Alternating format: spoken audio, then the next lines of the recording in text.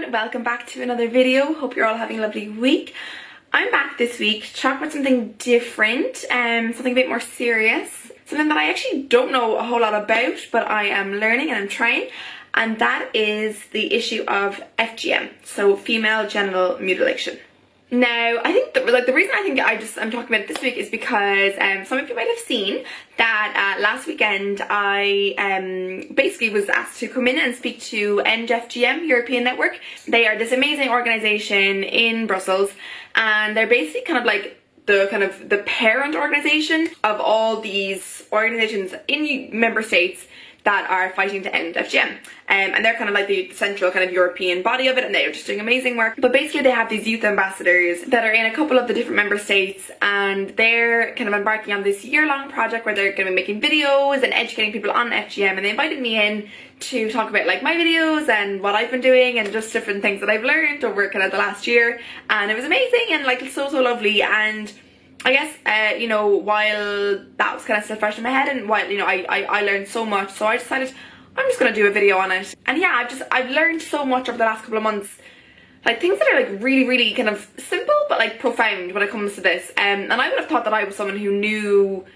not a whole lot about it, but like I would have known like, you know, a fair bit. Just as a feminist I would have known a bit. But some things that I've learned over the past few months that are just like so simple, but so like, oh my god, that makes total sense, you know. And so I just want to talk about that today, just to kind of spread some light on some of the misconceptions about FGM and some of the lesser known facts, and just kind of ways in which we can deal with it and we can maybe try to stop it, and yeah, just kind of have a convo really. And this obviously, I mean, like, End FGM didn't ask me to make this video or anything, you know. I just think they're doing great work, and I just think it's a really important issue, and they have amazing information on their website. I'll like link it below if you're interested in learning more, but it's fascinating. And this is, yeah, literally just me adding my voice to the conversation and hoping that some people watching might learn something like I have in the last few months. So obviously, as I said, I don't know everything about this, you know. It's a really complicated topic, and I probably will maybe make so many blunders throughout this whole video, but I think that's better than not talking about it at all.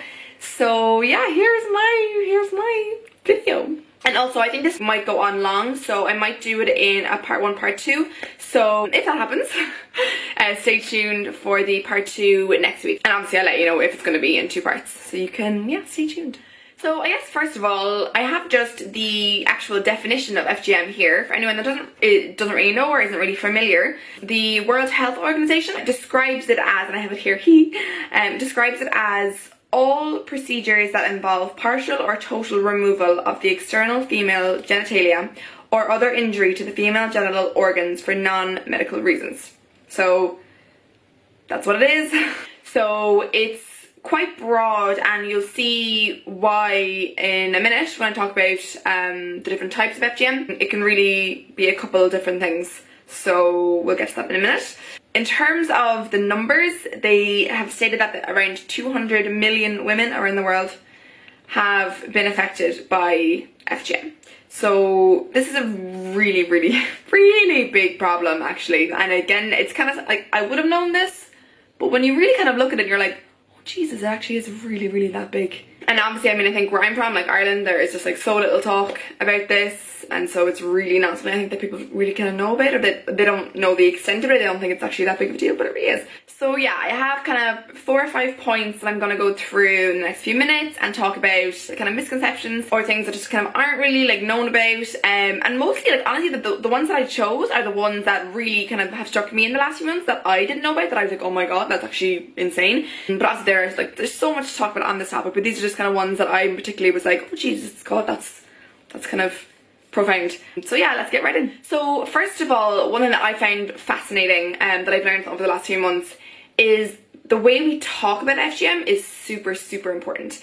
And it's, yeah, not something I knew about, not something that I ever even thought about, to be honest, but when you learn about it, you're like, oh my god, that actually just makes total sense. So for example, and again, I've all my little handy pamphlets here. They're really good. So I'm literally reading because I don't know all the stuff off by heart, and I want to get it right.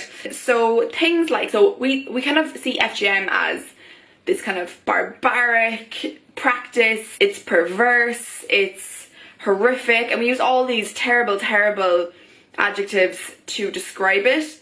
And it's like, that can be seen as really offensive to FGM affected communities, because they're not doing it to be horrific. They're not doing it to be barbaric. It's not like they don't have brains. They're doing it for completely different reasons. And so if, you know, they then hear people say, like me, using terms like it's barbaric, it's this and it's that, that's not going to help anyone. Like, they're only going to get defensive, and they're not going to want to listen to what anybody else has to say. And so it's really important that we don't use words like that are super, super offensive and just aren't, like, you know, aren't necessarily accurate, you know. So I think a better way is just to say FGM is a harmful practice. It's a fact. It is harmful. It's not judgy, it's not super offensive, it's just in fact FGM is super harmful. And like, I just, like, that to me, I read that and I was like, oh my god, that's actually so profound. Like, it's just so simple, but it makes so much sense, you know. So just, you know, don't just talk about it like it's just this horrific thing. It's a harmful practice, and that is absolutely good enough to say. And as well, furthermore, even in terms of the actual term female genital mutilation, that is the kind of internationally agreed upon term, but people in the individual communities where it's practiced may use something completely different. And so, because to them, they don't see it as mutilation. A lot of the times, they're doing it to help their daughters or their sisters or just girls in the community. It is seen as a way of initiating them into society and making them marriageable and making them normal. And sometimes you might be seen as an outcast if you haven't had FGM performed on you. And so they don't see it as mutilation. So if we're kind of a load of white saviors coming into these different communities and saying, oh, it's mutilation, again, that's really offensive. That's not what might spur change. And like, you know, if people get defensive, they're not going to want to listen, they're not going to want to engage in learning about why it actually is super harmful. So again, I think, like, you know, when people go into these communities, they kind of say, you know, what is the term you prefer to use, and we will use that to try and have a conversation. So yeah, it's super, super, super interesting, and it just again shows you the importance of language and why we need to be mindful of the words that we use. Again, another one, and you'll hear me talk about this more when I talk about the different types of FGM, but, you know, people might say like, oh, you know, like some types aren't that bad, or some types are worse than others, and it's like, no, you know, no one is better or worse than the other. They're all extremely harmful. You just don't want to get into this kind of passion of saying, oh god, this type now is horrific, because then it implies that another type is fine, and it's like, no, they're all not okay, basically. Another thing is, when talking about the communities that practice FGM, is, you know, again, instead of kind of maybe grouping, you know, a group of people from one country or kind of a group of religion, you just simply say FGM affected communities or FGM practicing communities. I think it's really, again, it's not offensive, it's not calling them names or saying that they do this because they're a certain type of people. It's just simply stating the fact, FGM affected community or FGM practicing community. And it's super simple, and it's super easy to do, and it's a way of talking about it, again, just without being judgy or offensive. Again, this will be quite familiar to anyone who's interested in kind of gender-based violence, but the whole survivor versus victim word, you know, are you a survivor of FGM or gender-based violence, or are you a victim? And, you know, again, it's kind of like, it really, I think, for me, it's kind of up to the person what they want to identify themselves as. I guess, you know, with the word victim, when you're maybe putting that on someone, when you're kind of saying you're a victim, that person might not feel that way at all. I mean, they might feel, yes, this was done to me, but I've survived this. And survivor is almost, it's a more positive word. You know, when someone hears the word victim, it could almost like re-traumatize them, re-victimize them, and keep them down. It's not really a strong word. And survivor, you know, it kind of says, you know, I've been through this, yes, but I'm okay, and I am surviving, and I am moving forward with my life. But again, it's kind of down to you know, whatever word that person would like to use. And then finally, kind of on the language front, you know, again, when people say things like, oh, you know, FGM is just kind of traditional or it's cultural, so we should just kind of leave that to that community. And it's like, I don't think it's really offensive to say, okay, no, you know, this is gender-based violence, this is violence against women.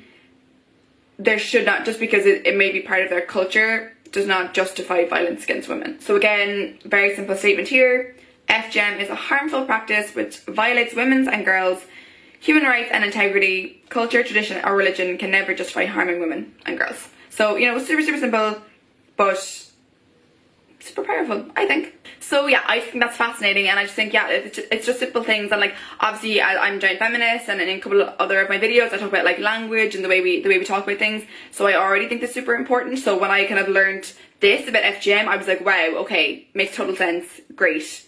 I will, not that I maybe was saying these things before, but I will make a conscious effort not to say those things now, and say, you know, better, more appropriate, and kind of more sympathetic words now. So yeah, super interesting, super important. So yeah, just be mindful of your language. So I'm gonna cut in here, and I'm gonna let you know that, yeah, I have talked for too long, so this video is definitely going to be a two-parter. So this is the end of part 1, and stay tuned next week to see part 2. So yeah, we will continue next week, and I hope you enjoyed this first part so far, and hope you come back next week to watch the second part. Thank you, bye bye.